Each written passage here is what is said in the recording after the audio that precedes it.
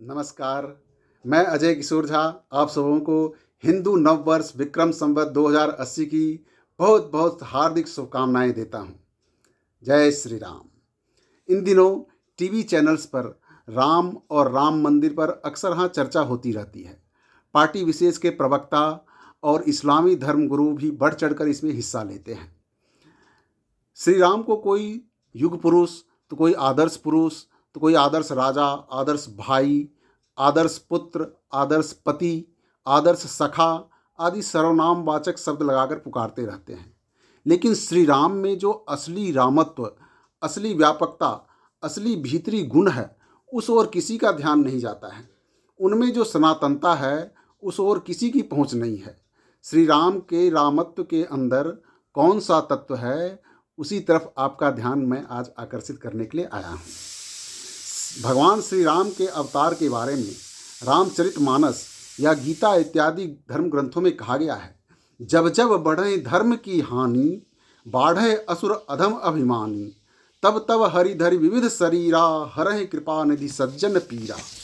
इसी तरह गीता में लिखा गया है, यदा यदा हि धर्मस्य ग्लानिर्भवति भारत, अभ्युत्थान अधर्मस्य तदात्मानं सृजाम्यहम्।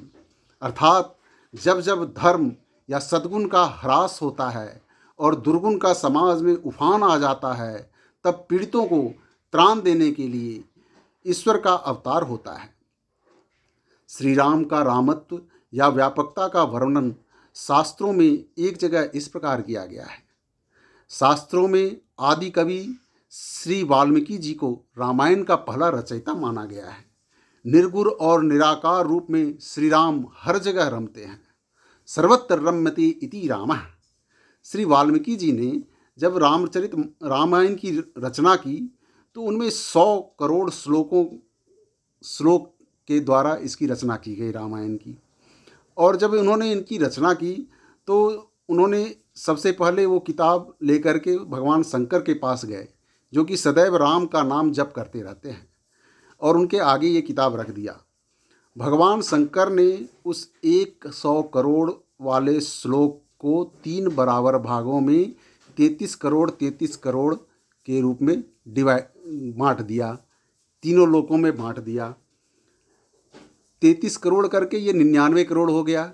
लेकिन अब 1 करोड़ जो शेष रह गया, उसको भी भगवान शंकर ने 3 भागों में बांटा, और 3 भागों में 33 लाख करके बांटा। फिर भी 1 लाख श्लोक बच गए।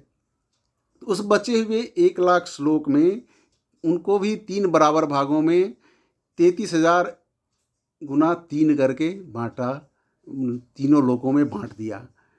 इस तरह से 99,000 श्लोक तीनों लोकों में बट गए, लेकिन फिर भी 1,000 श्लोक बच गए। फिर इस शेष बचे 1,000 श्लोक को उन्होंने 3 भागों में बांट करके तीनों लोकों में दे दिया। 3 भाग में इस तरह से बांटा कि 1,000 श्लोक फिर भी बच गए। अब इन्होंने इन 1,000 श्लोक को भी 330 इंटू 3 करके तीनों लोकों में बांट दिया। फिर भी 100 श्लोक बच गए। अब इन्होंने इस 100 श्लोक को 33 इंटू 3 करके 99 बांट दिया इन्होंने। अब फिर भी एक अनुष्टुप छंद बच गए, 1 श्लोक फिर भी बच गया। इस श्लोक में 32 अक्षर थे। इस 32 अक्षर के अनुष्टुप छंद को भी इन्होंने 10-10 करके 3 भागों में तीनों लोकों में बांट दिया। अंत में से सिर्फ 2 अक्षर बच गए, और यही 2 अक्षर थे रा प्लस म, राम। इसे शंकर भगवान ने अपने पास रख लिया। इसी 2 अक्षर के राम में पूरी रामायण और समस्त शास्त्र है। यही राम नाम चारों वेदों के प्राण के समान है, जिसके जपने से पूरा वायुमंडल पवित्र और अनुप्राणित हो जाता है। इसी राम नाम के जपने से भगवान शिव और हनुमान जी श्री राम के भक्त शिरोमणि कहलाए और श्री वाल्मीकि जी का उद्धार हुआ। श्री राम नाम की व्यापकता को गणितीय दृष्टि से भी देखा जा सकता है। इस गणित शोध सूत्र में हर नाम के आगे राम है। एक कविता है, गणित का एक शोध सूत्र कविता के रूप में है, इसको आप सुनिए।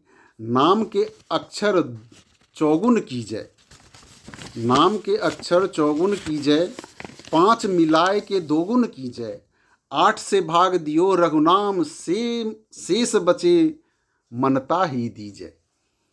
इसका फॉर्मूला इस प्रकार है, इस गणितीय सूत्र का फॉर्मूला जो है इस प्रकार है कि अगर किसी का नाम रमेश है मान लिया और उसके नाम में 3 अक्षर हुए, इनको 3 से चौगुन कीजिए, मतलब 3 इंटू 4 किया तो 12 अक्षर हो गए। अब 12 में कह रहे हैं 5 मिलाए के 2 गुण कीजिए, तो 12 में 5 को जोड़ दिया तो 17 हुआ और उसका 2 गुना किया 17 का तो 34 हो गए। और 34 को कह रहा है 8 से भाग दियो रघुनाम, तो 34 को 8 से भाग देने पर शेष 2 बचता है और वही 2 अक्षर राम भगवान राम का है। इसी 2 अक्षर से सारा नाम समाया हुआ है। जैसे घर एक नाम है जिसमें 2 अक्षर होते हैं, इसी फार्मूले से जगत के सारे नामों के साथ यह नियम लागू होता है।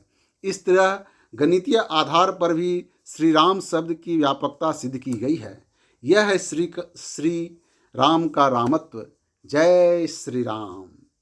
यह विवेचना हमारे पूज्य पिताश्री श्री बासुकीनाथ झा के द्वारा किया गया है, जो कि गांव पचगछिया जिला सहरसा के निवासी हैं और वयोवृद्ध हैं, जिसको कि मैंने एक वीडियो के रूप में संकलित किया है और आप सबके सामने में प्रस्तुत किया है। आप लोग इस वीडियो को देखें और इसके बारे में हमें अपनी राय दें। जय श्री राम।